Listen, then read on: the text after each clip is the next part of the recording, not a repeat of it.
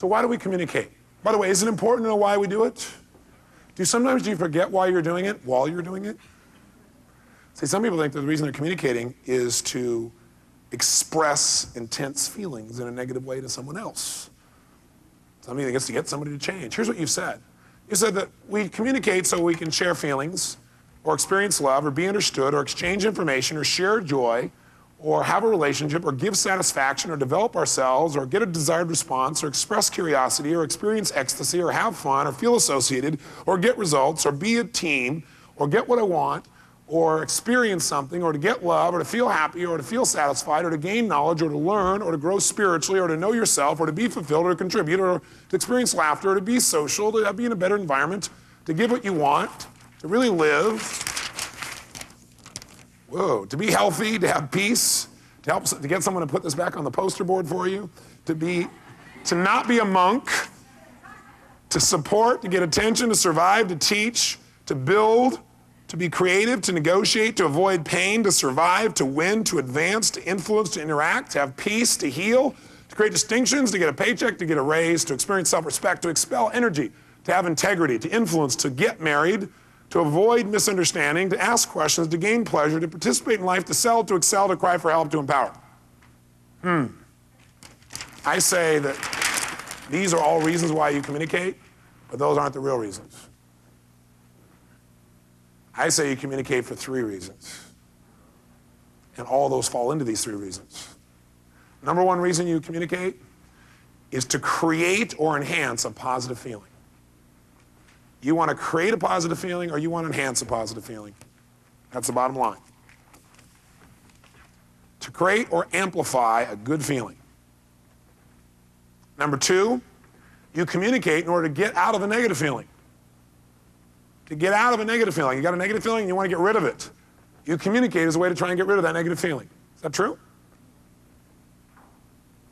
So you either do it because you communicate to somebody because you want to feel better in some way, or you communicate because you don't like the way you feel and you want to get rid of that negative feeling, or thirdly, you communicate to create a new result.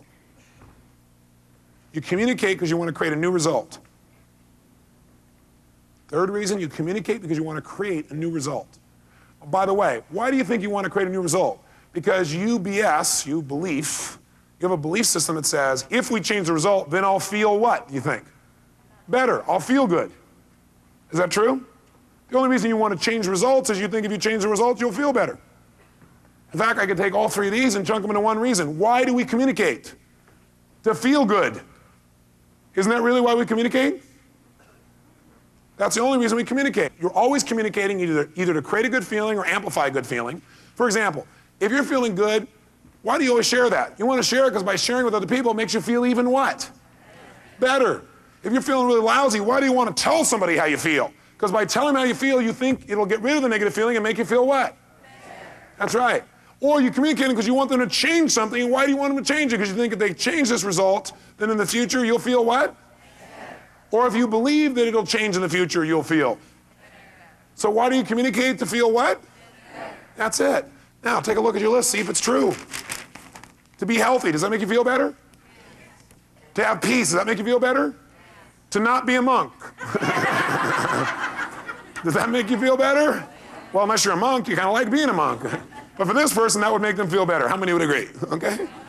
How about to support? Why do you want to support? Because it makes you feel what? Better, when it makes you feel good. To get attention, why? Because you think if you get attention, you'll feel what? Better. To survive, that usually makes you feel better when you survive versus when you don't. To teach, why do people want to teach? Because it makes them feel what? Good, better. To build a relationship, why do you want to build a relationship? Because it makes you feel what? Better, good or better? You know, either one. Well, it depends on the person. To be creative, why do people want to be creative? Because it makes them feel good. Is there anything on this list that doesn't meet this distinction? Why do we create distinctions? Because we think by doing that, what we can do is do better in the future, which will make us feel better. To get a paycheck, why do you want a paycheck? To look good. You want to look good because you think that'll make you feel better. Isn't that true? See, the only reason we're communicating is we want to feel better. But you know what happens? We don't always communicate that when we're communicating. Meaning, we have an upset, we have a challenge, and instead of saying, I want to get out of this lousy feeling, I want to feel better, we say, you screwed up. I want you to stop that. Does that make you feel better? Sometimes for a little bit in the moment, but doesn't long term. You know what else? Sometimes we make ourselves feel better in the moment, but we do it in a way that makes us feel bad in the long term. Either we feel bad about ourselves, or it makes them treat us in a way that we'll probably feel bad later on. How many would agree? So here's our goal in communicating from now on. To feel better, to make sure the people we around feel better, and to produce the result. So in the future we feel better. Does that make sense? We don't want to just go around expressing our emotion. We don't want to say, well, I don't want to suppress, so I'm just going to unload on you because I have a language pattern I learned in fortune management I can use. We're not going to endorse you unloading on anybody ever again. What you're going to do is, before you talk to anybody else, if you're upset, you're going to find out, what do I really need to feel better? Would that be a useful thing to know before you started talking to somebody? Because if you know what you need to feel better, then you can ask for it in a way that's elegant. Because you're also going to find out not only what do you need, but how can I get my needs met in a way that supports my relationship with this person? Good question. You know what the difference is in the quality of people's lives? Quality of questions they ask. Some people ask, why does this always happen to me? Other people say, how can I make this work? Other people say, how can I make this work and enjoy it? Who's going to have the most fun? Yeah, the third person, plus they're going to get it done. Some people say, how can I get this done, enjoy it, and cause the other person to enjoy it? They're asking a better question. Ask and you shall what? What we're going to do is ask better questions before we communicate, and therefore change our entire lives. But first, we got to know the purpose. I got a question for you, though. The question is, are you presently communicating in a way that really makes you feel better, makes you feel good? Are you doing that consistently? Yes or no? Some of you it's no, some of you probably is yes, right? Some of you, well, it's yes most of the time, but a few times no.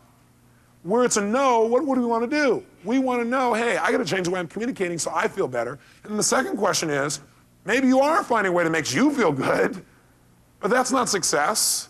Real success is, are you also communicating in a way that makes the other person feel good? No, it doesn't always have to feel good the moment you say it. Sometimes feeling bad is okay for the moment, but in the long term, does that make the person feel good or bad? That's what we're really concerned with. We want to feel good, we want to make sure the other person feels good. This is our goal, okay? And if we're going to make that happen, we need to realize that communication works well except when we're stressed.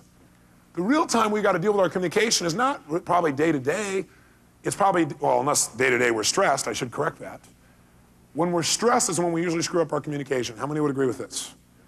So I have a question for you, and that's what I want you to write in your notes right now. I want you to be honest with yourself. How do you communicate when you're stressed? How do you communicate to people when you're stressed? And I want you to be specific. Listen carefully. Shh. I want you to write down all the ways you communicate, verbally and non-verbally. Write this in your notes. You cannot not communicate. How do we communicate not only with each other, but with anybody in the future if we have an upset? Because how many people are now clear that communication works really well until we get upset? How many would agree with that for the most part? Okay? That's when all of a sudden it gets distorted. So first of all, in your notes again, make a note. All upsets, anytime you're feeling upset of any sort, is the result of the meaning you associate to an expectation. In other words, all upsets are the result of meaning. You associate expectations that are not met to somebody else. Okay? So all upsets are the result of the meaning you associate to something. You're associating, your expectations are not being met because of someone else. Okay? Because of someone else. So, for example, how many of you have ever had an expectation that didn't get met, but you got over it a lot quicker, and you didn't really link it to anybody else? You're just like, well, I'm disappointed, it didn't work out. How many remember a time like that? But other times you've been upset and you stayed upset, and usually it's because you've anchored the upset as the reason you didn't get what you want is someone else. And when you think it's someone else, you tend to stay upset a little longer. Make sense? So we want to move beyond that. So to change your life, to change your communication, what you really got to do is change some of your belief systems about what can create upset in your life. You got to change some beliefs about communication itself. Did you go and change clothes on us? My gosh, you had a great lunch, huh? Okay. That's right, this woman knows how to have lunch. Okay. So to change your life, follow this woman to lunch. No, to change your life, change your communication by changing your belief system. So what I thought we might touch on are some core beliefs. Remember I said the other day, or this morning actually, the other day, it felt like the other day. I said this morning that how we interpret things, the meaning we come up with is based on what we focus on. But even what we focus on is usually based on some of our beliefs. And people that are successful are people who develop beliefs so that when the inevitable challenges happen, where people do things like, don't meet your expectations, which, is that gonna happen again, yes or no? Yes or no? Yes. Yeah, is it gonna happen more than once, yes or no? Yes. It's part of life. So part of what you do is you begin to share your expectations in advance and see if people can meet them, if they agree, and if that works for them, instead of just expecting everybody to know what you expect. The other element, though, is if we can begin to adopt some belief systems that help us to interpret people's behaviors, then we'll have a lot less upset. So let me offer you 5 or 6 core beliefs that people who seem to have great relationships seem to have in common, beliefs about human beings and how human beings behave and how they communicate. And those beliefs are the following. Number 1, write down, people are not their behaviors. People are not their behaviors.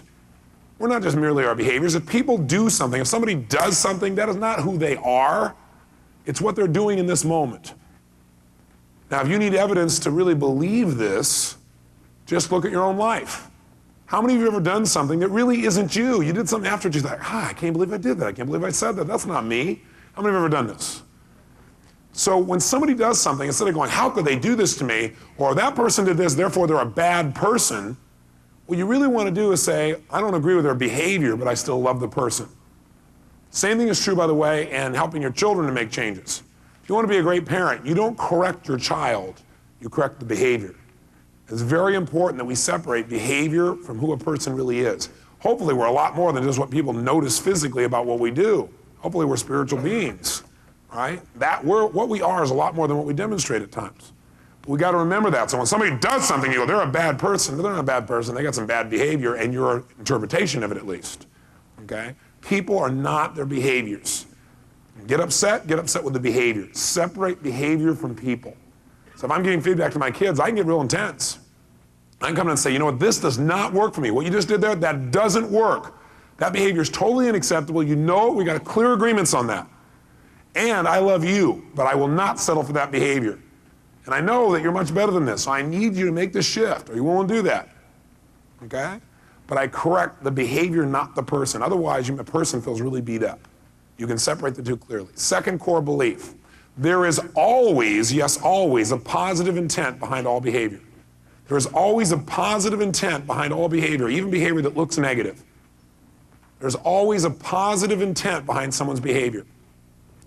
So let's take the example of the lady here who was willing to share earlier. She said, this person, she's trying to communicate with this man and she can't get through, and he does these different things, and none of us know the content of what he does, but he does certain things that really upset her, obviously. Now, I don't know what things those are, but let's say he spoke harsh, or he will not get close to you. I'm saying there's a positive intent to him not getting close to her. Is that because she's a bad person? No, what I'm saying is his behavior is trying to do something good, and what it's trying to do is protect him from pain or give him some pleasure. And I would hallucinate, he's probably trying to protect him from some what?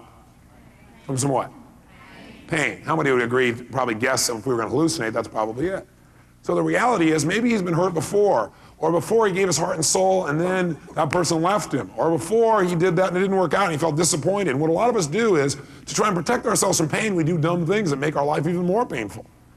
So instead of making him wrong and say, he's such a shallow person, he doesn't commit, he's horrible, what you might say is, God, I massively disagree with his behavior, and I wonder what the intent is in his subconscious mind. What is it this brain is trying to get him by being this way? All right, maybe it's trying to protect him. Maybe I need to show him he doesn't have to be protected by me, that I'm not going to hurt him. Does this make sense? So what about somebody trying to commit suicide? Is there a positive intent there? Committing suicide? You better believe there is. That person's brain is saying, you know something? Being dead would be less painful than being here. That's not true, but that's what they think in the moment, and that's why they try and actually commit suicide. Somebody holds up that gun, what's the positive intent? That person's intent is trying to survive.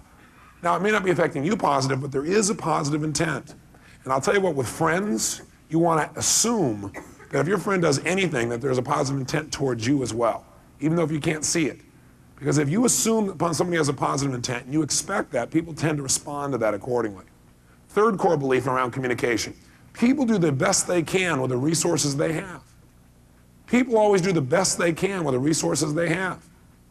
Doctors, it means if your staff's out there and they're not doing the job, instead of thrashing them, which most of you don't anyway, but instead of wanting to, You might want to stop and think to yourself, this group of people, they're working their tail off for me. They're doing the best they can with the resources they have. Does that mean you can't talk to them about getting better? No.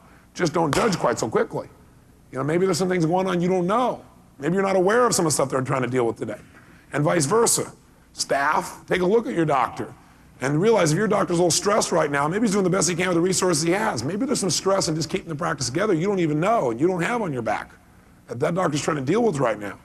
And maybe right now they're not treating as well as they could, or maybe they're not doing something the way you want them to have it done. Maybe there's something else going on there. Maybe they're doing the best they can in the moment with the resources they have. Now, that doesn't mean stop there. It just means appreciate where people are. And below that, write down this. There are no unresourceful people. There are only unresourceful states. There are no unresourceful people. There are only unresourceful states. So we've all had times when we weren't being very resourceful. Now, does that mean we're unresourceful people? No, we're probably just in a lousy state. Have you ever gone to lunch and had somebody gone to like a little restaurant or diner or something, and you walk into the place and waiter or waitress walks up and he goes, "What do you want?" And you've done nothing? How many have had this wonderful experience? Now when this happens, you probably think to yourself, oh, this person's doing the best they can with the resources they have, right?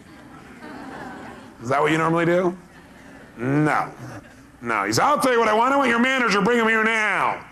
I'll tell you what I want." Or you think, "God, no tip, yeah." Or better yet, a penny, yeah. Do any of those things get you better service? Yes or no? Do they make you feel better? Yes or no? Maybe for a moment. All right, do they make you feel better about yourself? Yes or no?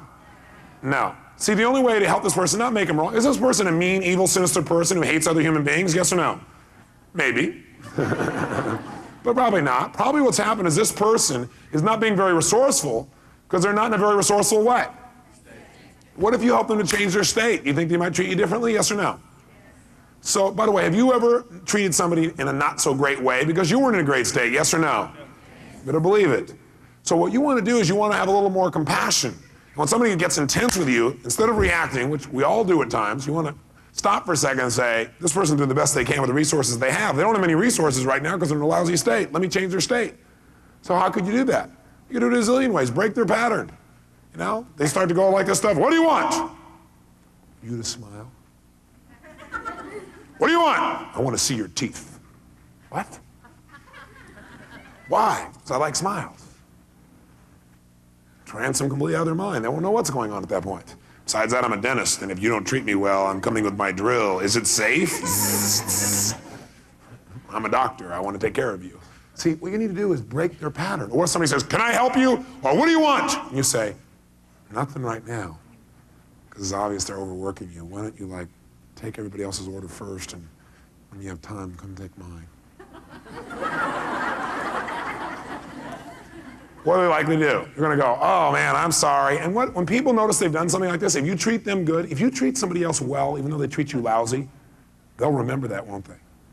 It buys a lot, doesn't it? Because in the future, they'll remember you treated me well even when I treated you lousy. Whoa. And boy, people remember that too in a relationship. They remember it a lot. So if you treat them well, they'll go, "Oh, I'm really sorry." And what will they usually do? They'll probably tell you why they treated you lousy, and they'll talk about how they're in a lousy what usually? State. Isn't that true? They'll say, "Well, I'm really sorry. It's not about you. It's just I had this fight with a cook, or these other people didn't tip me, or I'm really stressed out, or I got too many tables." Is that kind of things they say? Sure. They say, "Let me take your order." And you say, No.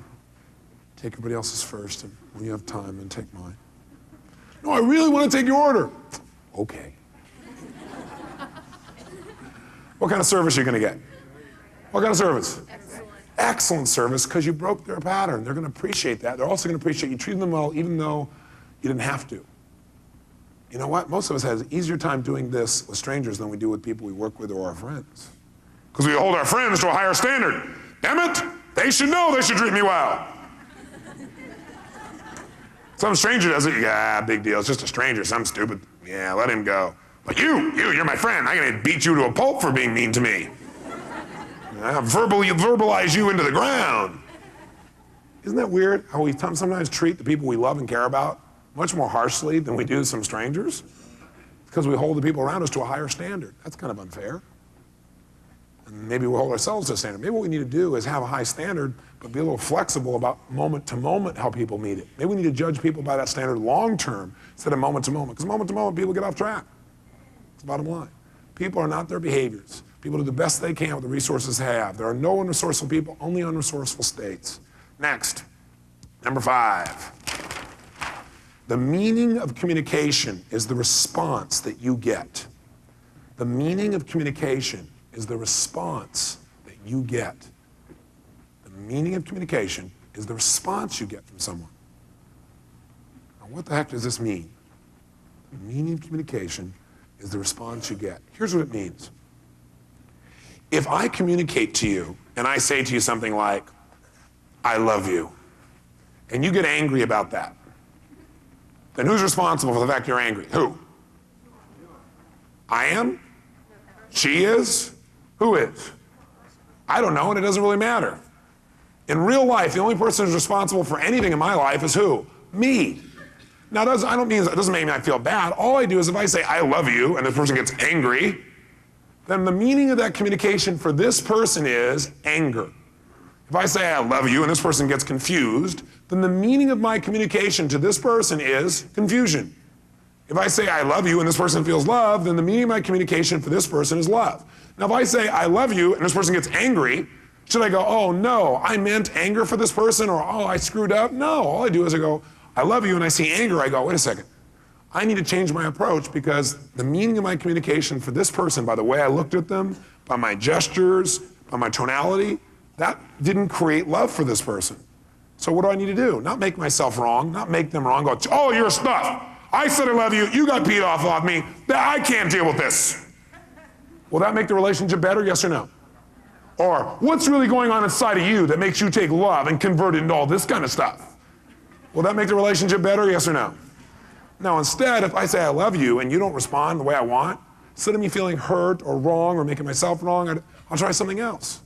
I say, I said I love you, what I really mean is I really deeply care about you. Now if that doesn't work, then what would you do? What would you do? Try something else and say, I'm gonna keep doing this till I get through. If that doesn't work, you try something else. Please, don't you understand? If you're flexible, will you get through sooner or later, yes or no? Yes. But see, the key is, what most of us do in life is we say, I love you, or I need your help, or please help me. And if people don't respond, we get mad at them for not getting what we're communicating. What we gotta know is, if they don't get it, it's not a big deal. Don't make them wrong. If they get mad at us, don't get upset about it. Just change your approach. That's all you have to do. So just remind yourself next time. Hey, if somebody says, what you said upset me, don't say, that wasn't upsetting. It was upsetting to them. Don't make them wrong, don't make you wrong. Say, oh, that was upsetting, let me try again. How about this? Does that work? How about this? How about this? How can we do this? Sooner or later, you'll find a way. But you gotta be flexible and not get hung up on the process. And here's the last one. Next time you're really upset with somebody, and you know you're right. By the way, how many of you ever get to the point where you're right? Anybody ever get where you know you're right? And write this belief down. This one's helped me a lot to keep myself balanced throughout my life. And that belief is, no matter how thin you slice it, there are always two sides.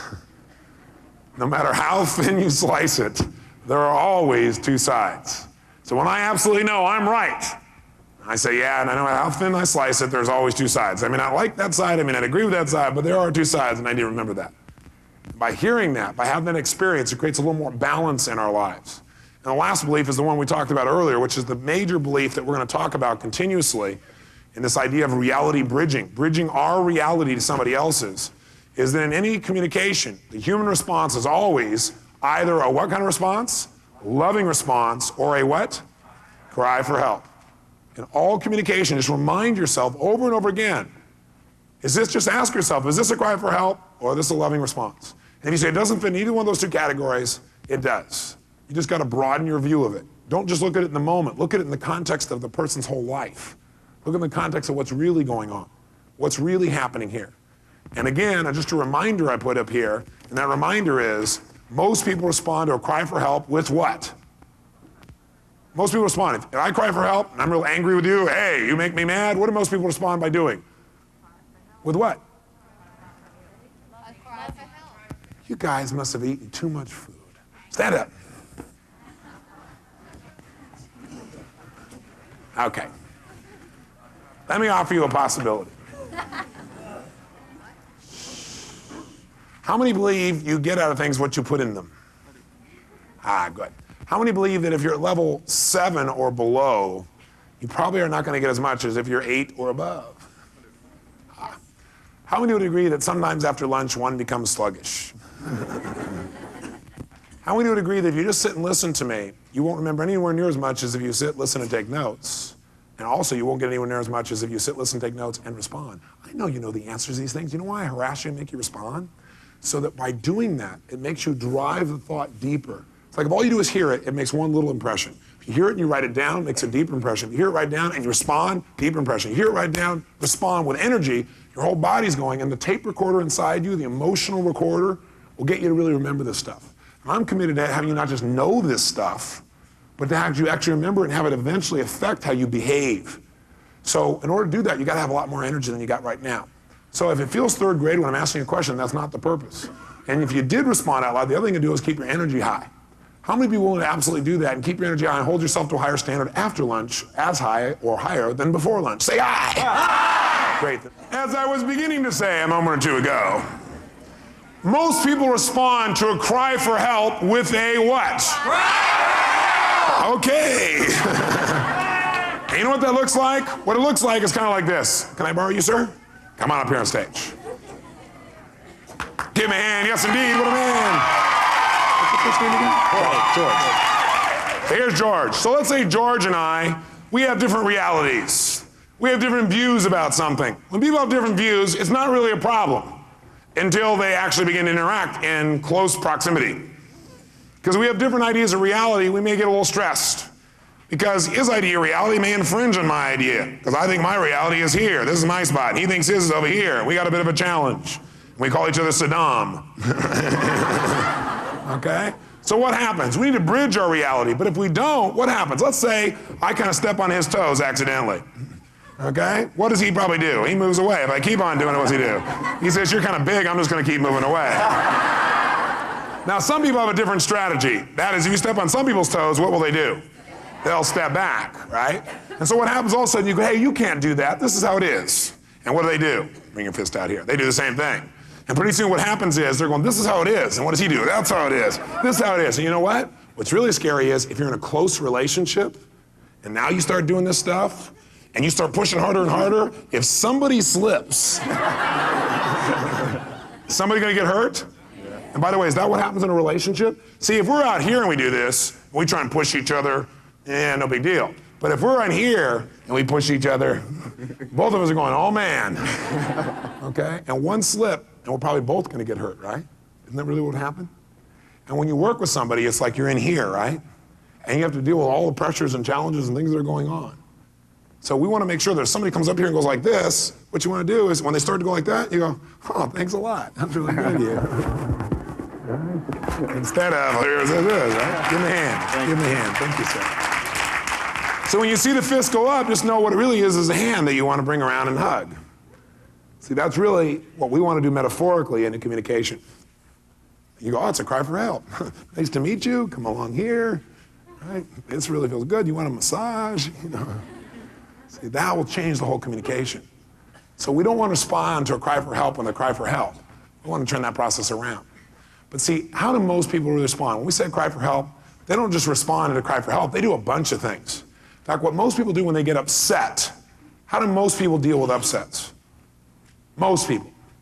Honestly, sincerely, we get really upset, what do most people do? They retaliate. What else do they do? They what? Cry. They try to escape, try to leave. Try to get even? Take it out on somebody else? By the way, do any of these things really create what we want from communication? What do we want from all communications? Why are we communicating? In order to try and what? Feel better. Isn't that it? Feel good. That's what we're doing. Do those things really make you feel good? Maybe for a moment, but never for the long term. So in fact, what I found is that most people destroy their lives by the way they communicate, number one, to themselves, and number two, to other people. And I can tell you, the number one way to destroy a practice, or to destroy a personal relationship, or to destroy yourself, is to communicate in the way that most people do in our society. That's why 1 out of every 2 people who get married end up divorced, right? That's why we got about 70% of our population that in the last 10 years has seeked out, has gone out and gotten some kind of psychiatric help. 70% of the population, latest statistic. And you know, that's why most people are doing drugs or alcohol, which is a drug, or smoking. It's all a way to try and make themselves feel better. And the reason they don't feel good is the way they're communicating with themselves and the way they communicate to other people, and then the retaliation and reactions that come out of it.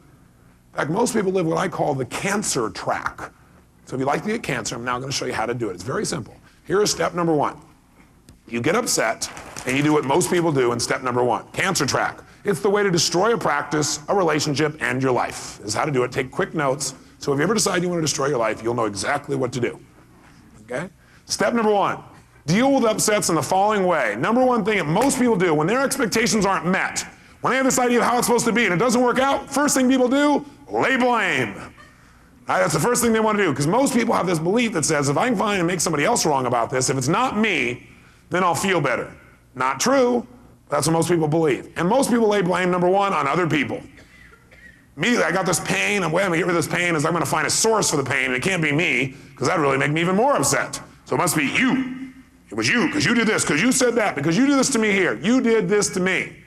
Nobody does anything to you. Now, some people don't lay blame on others, they lay blame on themselves. You know, it's just me again. Here I am. I call these the sacrificial lambs. Oh my gosh, here I am. I did it to myself all over again. I can't even believe it's blame, blame, blame, blame, blame. Does blame make anything better? Yes or no? No. You don't go around re-blaming the rest of your life, trying to find somebody else to blame for what's going on. It's like, this one didn't work, I'll blame this person. And by the way, some people don't blame themselves or others, they blame situations and circumstances. We call that telling a story, right? Bottom line is, it would have worked out except this thing here. And because of that, it didn't work out. So now I can feel good because I got something else to blame and it couldn't have been me.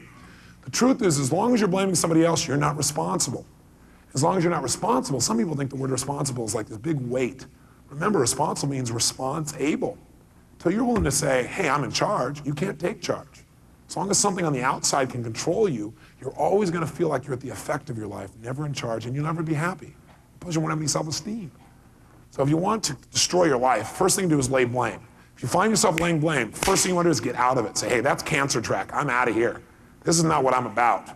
This is the way to destroy and eat away at a relationship, a practice in my life. And by the way, does laying blame lead to more intense negative emotions? Oh yes. Second step, as soon as somebody starts to lay blame, what they immediately try to do is justify their feelings and complain to others.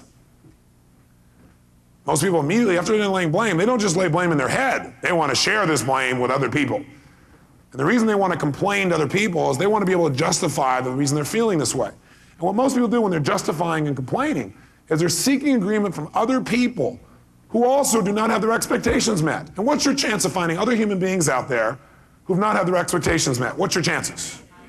100%. And what's your chance of finding other people who expected something and are more than willing to find somebody else to blame on why they can't meet their expectations? 100%. Because see, most people think, okay, boy, if I can not only lay blame, but I can get other people to agree with me, then I'm right. And if I'm right, that'll make me feel better. Does being right really make you feel better? Does it? Yes or no? No. You think it will, it doesn't. And you know what? I don't care what it is you want to argue about. You can find somebody to agree with your side. You can find somebody else, especially if it's like how you've been wounded or taken advantage of. Because most people in our society want to be victims. And the reason they want to be victims is they're in a position where they want to say, well, it's not my fault. You don't have to make it anybody's fault. Maybe there's no fault, maybe there's no blame. Maybe what you just need to do is figure out what do you want to do. Maybe instead of going, the fault, I'm ramming into this wall, and what now I should do is figure out why. It's because that gosh darn guy over here didn't tell me to turn sooner. Or it's because that guy didn't take care of my brakes enough. I can do it all day long, but I'm still crashing. Or I don't have to lay any blame, I can just go, what do I want? Where do I want to go? What direction I want? And just keep looking there and everything will go there. Maybe you don't have to lay blame at all. Maybe you don't have to justify at all. Maybe if you hit the wall, what you need to do is instead of sitting at the wall going, whose fault is this, is go, where do I want to go? Because the longer I'm sitting here going, whose fault is this, I'm losing time. I'm not going to win this race if I sit here and try and find someone to point the finger at. What I got to do is point the finger in the direction I want to go. Whole different game. So most people are out there justifying and complaining, and what they do is they begin to do what we call subgrouping, right? We all know what that is, or a good number of us. What is subgrouping? Subgrouping is when you have an upset and you share it with someone who doesn't have anything to do with it. You go to somebody else who can do nothing about it, and you tell them how upset you are. So you come along and you go, Tony, Barbara, man, you know what? Every time I get around her, she does this. I mean, did you ever notice that? Do you ever notice how when she walks in the office and stuff, she gives you that look? Do you ever notice that? Or you ask her to do something, she doesn't follow through. Doesn't that just piss you off? Pisses me off. And before, Tony never thought about it, but he goes, yeah, you're right. I remember a time when she did that. See, what you do when you give information to the people like that is you become a cancer, because now you're taking your pain and you're multiplying it through others. You're taking the destructive force inside yourself because you haven't been able to manage your own expectations, or because somebody promised you something and then they didn't deliver. Then go talk to them. Don't go talk to somebody else and then destroy that person's credibility, which is only your perception anyway. And by the way, maybe you find somebody else in an upset state. They're frustrated. Now what you've done is you've managed to amplify that for them. Or you managed to get them to feel the same way you do. Or they're already on the edge of feeling that way. Now you've just shored them up and gave them a good reason to do that, because they can say, yeah, we all agree. See, if you want to destroy an organization, want to destroy your family, and do this in a family. Or how many of you, for example, have ever had somebody gossip about you? Have you ever had somebody gossip about you? How does that feel? How does it feel? Yeah, think about it. How many of you who just raised your hand have gossiped about other people? I guess you weren't thinking very much about how it would feel for them, were you? Now, you and I are better than that, right? But we've all been guilty. We don't want to be guilty anymore. We want to catch ourselves and stop that, because that is a cancer. I'm using that word very strongly. It is a cancer. And like a cancer, it starts multiplying like crazy. And if you're going to have a healthy practice, you've got to make sure that the bloodstream, meaning all of us who work together in that practice, are really taking care of each other. We're not subdividing, we're not subgrouping, and us three are going to talk about how terrible Cindy is. You got an upset, you want to go to the source and communicate it clearly, and in a way that's elegant. And before you even do that, maybe you got to figure out if your evaluation is really absolutely accurate, or if maybe you got really uptight, or you're in state, or maybe there's another meaning you haven't even thought of. Maybe you got to do that. And if somebody comes to you and tries the subgroup with you and says, so-and-so and so-and-so, what I would do with that person is I'd say, I suggest you go talk to that person, but I suggest first you think if there's any other possibility. Because it sounds like what you said is true, but maybe it's possible something else is going on you don't know. But if I were you, I'm not going to talk to you about that. Go talk to that person. But before you go make them wrong, I'd think about, what do you really want? And how can you get what you want in a way that supports them too? See you around. And by the way, if you want to come subgroup with me, it ain't going to happen, because I don't let cancers fester in my life, and I certainly don't contribute to them. Third major thing people do, resent and brew. First they lay blame, then they complain and justify and try and find somebody else to back them up, and then they resent and brew. What do? They feed on their focus of the worst possible meaning about that person. And they talk more about it, or they just think about it. They get more madder and madder and madder, like watching a movie over and over and over again, or listening to a record over and over and over again till you've had it with the record. Until finally what most people do at that point is then they go confront. They go, hey, listen, I don't resent. I don't keep it inside. I confront people. Great. You confront people and that makes it better? Well, I tell the truth. Truth is you're a scumbag, and I'm just going to tell you to your face, not like all these other people talking behind your back. Does that make it better, yes or no? No, it doesn't make it better, and you get to feel good because you go, hey, I'm not hiding my feelings. I'm being straight about my feelings. Yeah, you're being straight and stupid. Right? You're going out there and you're not managing your emotions at all. What you're doing is venting on somebody else because you don't have enough intelligence to manage your own state. Now, I'm being harsh, so you remember this. You don't want to do this to yourself. You're better than this. And most of you don't. But you know what some people do? Is after going through all this stuff and then confronting, they don't end there. They give up after a while and seek revenge. They give up trying to get the person to change. And you know what they usually say if you talk to them about it? Hey, I've tried everything. I've confronted him and it didn't work. No kidding. And you couldn't have figured that out before you started if you came up and tried to make somebody wrong and tell them how terrible they are and how you want them to change, and you didn't give them anything in return, and they didn't change, and you're really surprised. All right. See, but what they say is they use that as an excuse and they just give up and they seek revenge. Now, they don't always do it deliberately. They do it unconsciously, don't they? They suppress their feelings, go, oh, it's not even worth talking about, it's too much hassle, too much whatever, and then all of a sudden the person wants something and they conveniently forget it. Not consciously, they just somehow forgot it. Or they don't try as hard, or they don't give 100%, or they withhold a little bit of the emotion. It's kind of like way of like grabbing that person's heart and squeezing it real good. How many have ever seen other people do this? I know you've never done it. How many have seen other people do this? Yes, I had a feeling that may be true. So what we want to do is remember something. Write this in your notes real big. All communication either builds or destroys.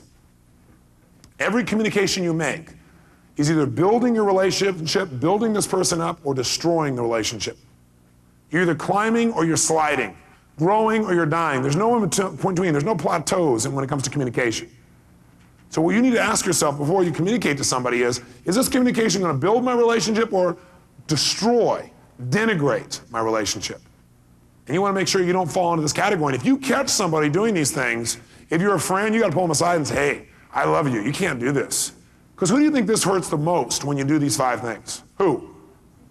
Yeah, yourself. By the way, do real physical cancers come from taking an emotion like anger and resentment and hanging on to it for years? Have they documented that emotional response? Yes or no? There's a lot of it out there now. So when I say cancer, I'm not talking about just metaphorically. I'm talking also could be physical. What's the alternative? Well, the alternative is to never get in this place. And the way you never get in this place in the first place is you don't allow yourself to gossip. You don't allow yourself to do any of these things. But you also, inside your head, you make a decision that you're not going to participate in that kind of communication, period. It's like, how many of you have certain things in your life you would never do? There's just no question, you just would never do it. You got something like that? How come you'd never do it? What's something you would never do? Raise your hand and tell me. What's something you would never do? Jump out of an airplane. Okay. Why not? Shh. Because he doesn't need to do that. Because he also associates a lot of what would come from that probably? Pain. Somebody else. What's something you would never do? Never what? Never do illegal drugs. Just legal ones. Okay. But I never do those illegal ones. Okay. Why not? Why not? Because it's illegal. Okay. It's also unlawful, right? So the bottom line is she thinks if she would do something illegal, she would lose a lot of self-esteem. It would be a lot of what for her again? Pain. Somebody else, what's something you would never do? You'd never do it. What? Kill someone. Why not? You've threatened to, haven't you, in the past? You didn't give them that life, you can't take it away. And if you were to kill someone, what would that do to you? It would make her sin, make her feel this pain. So you have to get to the point where you say, I'm just not going to do those things, and if I catch myself doing it, that is just not who I am. How many would agree that laying blame, that putting yourself in a position of trying to justify and complain to other people, and trying to seek their approval or their acknowledgement, or they're making you right, going out there and resenting, confronting, and then just giving up, how many agree that those approaches are destructive to your life as well as anybody you be in a relationship with? How many agree it's something you really cannot do if you want to have a healthy lifestyle? And what you got to do is make a decision. When you make a decision, remember what the word means. Decision's like incision. Its Latin root comes from to cut off from. When you decide, you cut off any other possibility. You got to know what the price is if you don't do this, and be aware of it. If you're real clear about that, you won't do it anymore as long as you have an alternative. And if you have a way to deal with things quickly. And here's what the alternative is. The alternative is build a bridge, an emotional connection between yourself and the people that you're around. You want to build the reality bridge. In other words, a way to bridge through any problem that ever comes up between you and another person. Let me explain what I mean by this. I have the good fortune, I can tell you, of having a large number of incredible friends.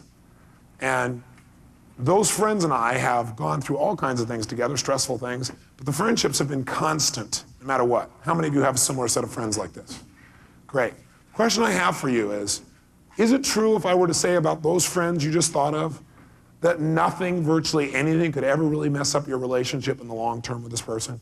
How many would agree with that? It would take, I don't know what it would take. I don't know what could happen. It's just the bottom line is we have decided to have this connection. And you know how I do it?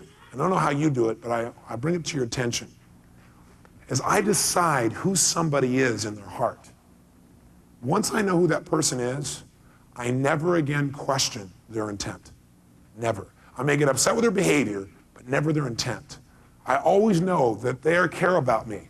I don't ever go, well, they did that. That must mean they don't love me, or they don't respect me, they don't whatever. They just do that, and that annoys me. And I need to communicate that. Or if somebody may say, this person said this and this about you, Tony, and it's my friend. You know what my first response is? Since I have a bridge with them, I know who this person is. It's not true. Someone here is distorting this, or they're deleting it, or they may not have any negative content. They may have no negative intent, but the person who's telling me this doesn't know the whole story. They couldn't, because that's my friend, I know who they are. Or even if my friend did say this, the bottom line, they just must be stressed out of their mind. That's not how they really feel. While I don't appreciate it, I still love them because I know who they are. We're connected. We have a bridge between us. If I ever get off track, all I gotta do is clear the path to the bridge, and we can really connect again. That's the bottom line. So once I know who my partners are here. I know who Dr. Gary here is. If something happened with Dr. Gary, or I can hear an upset about that, and I just come right back to where I am with Dr. Gary because I know who he is. Personally, I know he cares about me. I know who he is as a person. I know he's a good person. I know he loves me, I love him. So boom, we can be right back there in a heartbeat. All I gotta do is choose. I never do anything that would ever cut the bridge. And I'll tell you what cuts the bridge. When you question somebody's intent. You don't ever want to question the intent once you've decided. Now, up front, you got to decide. I agree, maybe some people you don't want to be in a relationship with. You have to be in a relationship with everybody, yes or no? No. So, but once you decide that you're going to work with somebody, for example, they're part of my family. My metaphor for my business, it's my family. So, if you're going to be part of my family, I got to build a bridge with you and know who you really are. So I'm going to do whatever it takes to find out who you are, ask questions, get to know you, do things with you, see how you are. But once I decide, I don't ever question again. That's it. Okay? That is the most important thing you can do to make a relationship last. You got to make a decision about who somebody is and never question it. Because you know what? If you question anything, you'll doubt it. How many of you have ever doubted yourself? How do you doubt yourself? Start to question. Start to say, well, gosh, what if I fail? What if this doesn't work? What if that doesn't work? What if I try this and it doesn't happen? Oh my gosh, what am I going to do? That's how you doubt yourself. How do you doubt another person? Start going, well, maybe they really don't love me. Or maybe they really don't care about me. Or maybe they're doing that just to make money off me.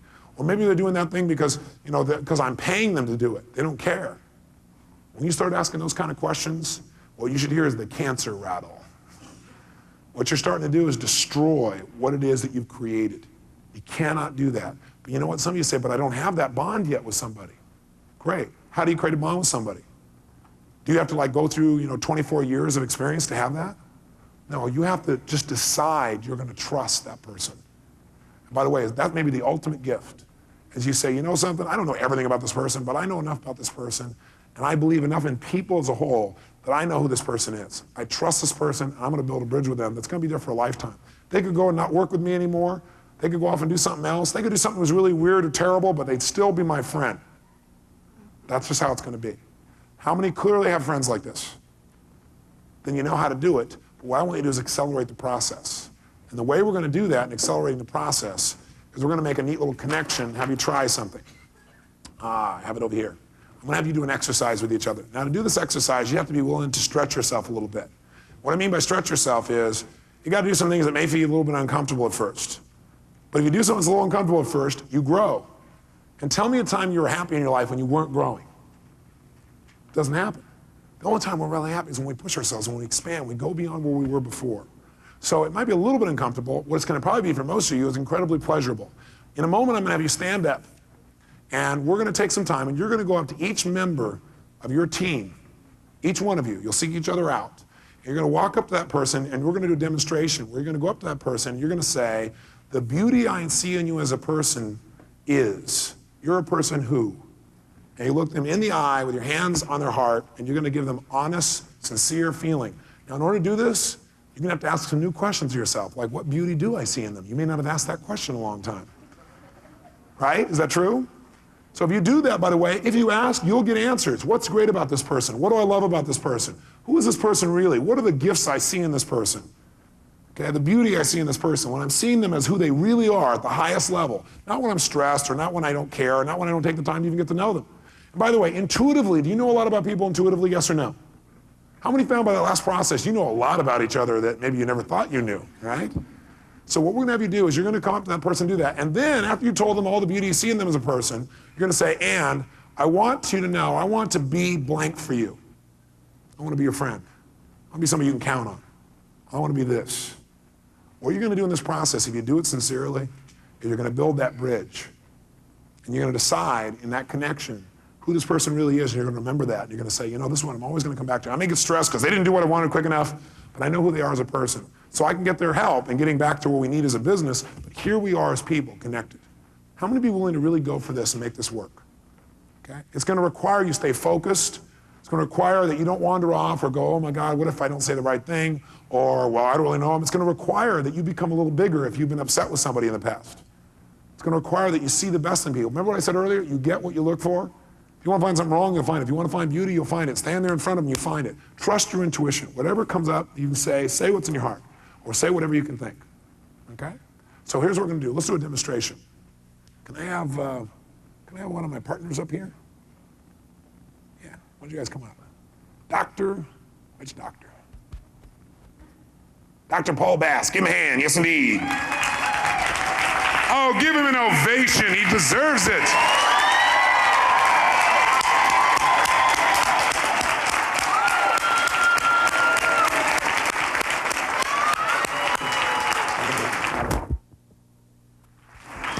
So here's how it works. We'll do a quick demo for you.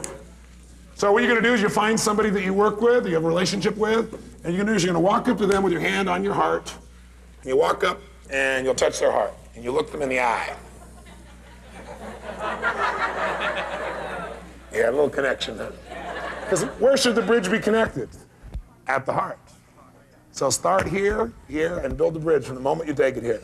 Come around across, touch their heart, look them in the eye and say, Paul, the beauty I see in you is a person who truly does love human beings at the deepest level. The beauty I see in you is a man who'll do whatever it takes to support other human beings. The beauty I see in you is a man who has the gift of being able to expand his vision constantly. The beauty I see in you is a man whose heart is just beating right out of his chest. I see the beauty of health thriving through your bloodstream. The beauty I see in you is someone who persists until. The beauty I see in you and the gift I see in you is the gift of someone who can laugh at the tough things and be sincere. The beauty I see in you is integrity. The beauty I see in you is a great father. The beauty I see in you is a great husband. The beauty I see in you is just a multidimensional man who is constantly growing. I see the beauty of growth in you every day I meet you.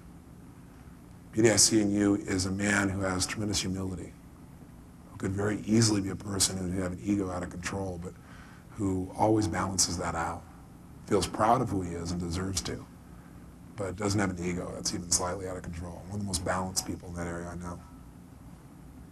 The beauty I see in you is a human being that I know I can count on no matter what. The beauty I see in you is loyalty. And I see it in the way that you treat all your friends and all your clients. The beauty I see in you is magic. Somebody who can get that sparkle in his eye and know, oh man, he's up to something in there. The beauty I see in you is someone who appreciates life and people and ideas and the opportunity to make a difference.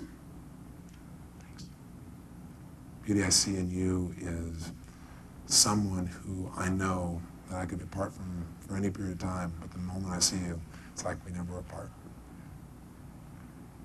The beauty I see in you is a joyous person, and to me that's a role model for everyone. The beauty I see in you is a tireless warrior that just keeps going out there and doing whatever it takes. And the beauty I see in you is just love, the deepest kind. I'm privileged to be your friend. Privileged as well.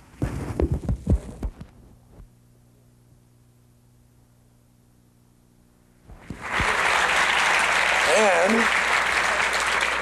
briefly tell him what you want to be for him. So Paul, what I want to be for you is I want to be somebody you can count on, somebody that'll always be there for you, support you.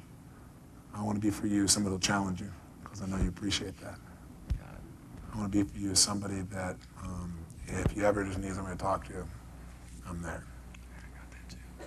I want to be somebody for you who can be a role model for you, not because he's better, but in some areas, and somebody who can be your student also.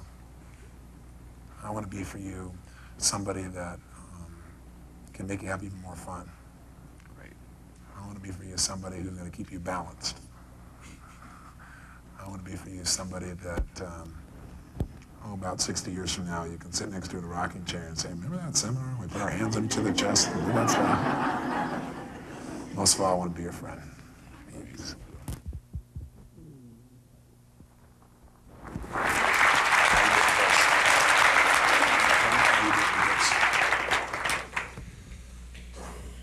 Tony, the gifts that I see in you are a tireless commitment to people.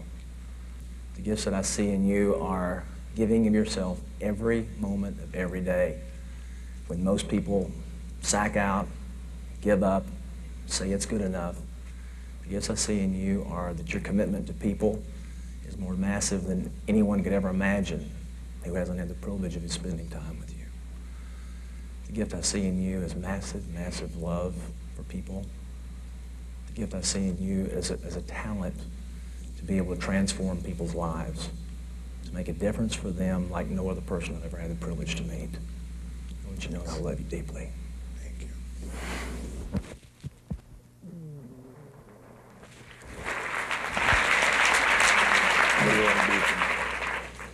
And Tony, what I intend to be for you is a tireless partner.